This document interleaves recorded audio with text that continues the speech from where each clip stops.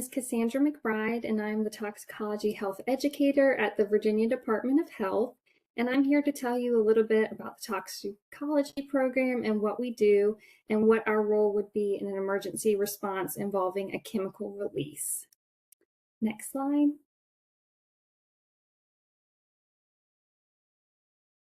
So first off, I wanted to go over the toxicology equation. So this is just something to keep in mind as you go throughout this exercise. So what this is if there's a chemical release and a human exposure, then toxicology needs to be involved. So at Toxicology, we are the subject matter experts on the health effects related to chemical exposure. So just remember this as you go throughout the exercise, and then also in your everyday work, remember there's a chemical release and there's human exposure, then contact toxicology. Next slide. So now I want to go over a little bit about what we do. So one thing we do is evaluate the toxicity and characteristics of chemicals that have been released.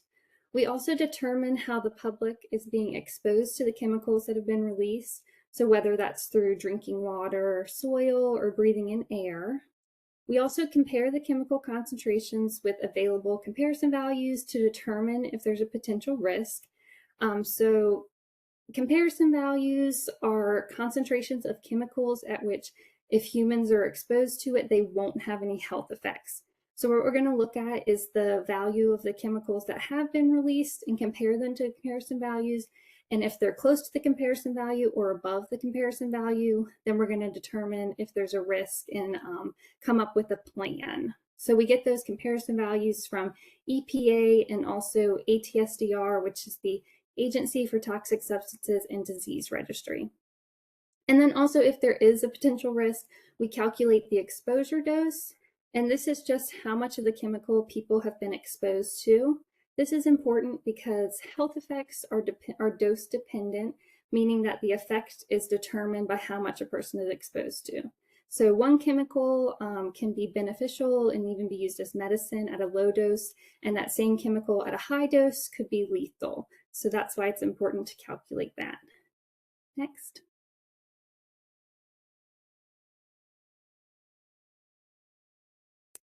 Continuing on with more of what we do. So we also evaluate health risk with acute, intermediate, and chronic exposure. So in a chemical release like this situation, we'd probably be looking more at acute exposure because it's over a shorter amount of time.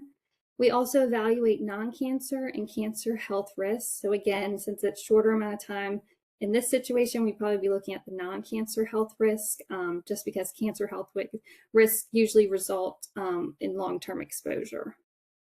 We determine what environmental concentrations are acceptable, and then we also make recommendations to reduce people's exposure. So if there's chemicals in drinking water, we might recommend putting a filter on your faucet to reduce exposure.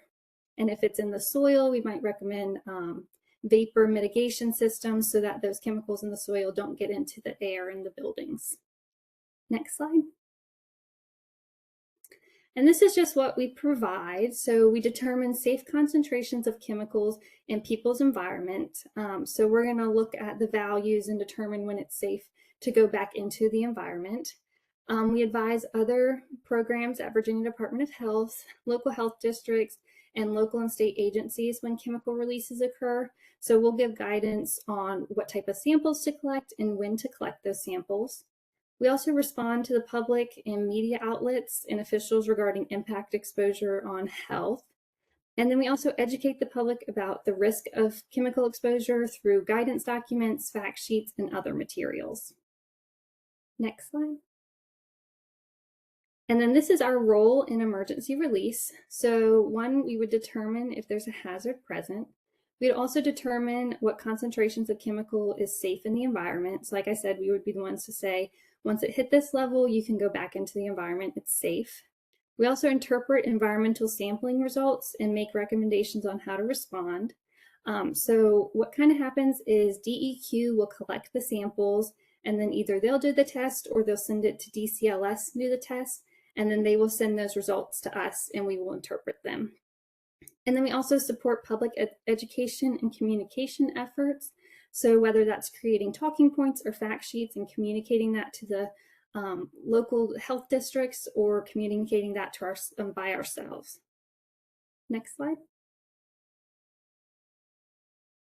And then we work with lots of partners. So some of our federal partners include ATSDR, which is the Agency for Toxic Substances and Disease Registry. We also work with EPA. And then we work with lots of different offices within the Virginia Department of Health, local health departments, DEQ, and the Department of Agriculture and Consumer Services. Next slide.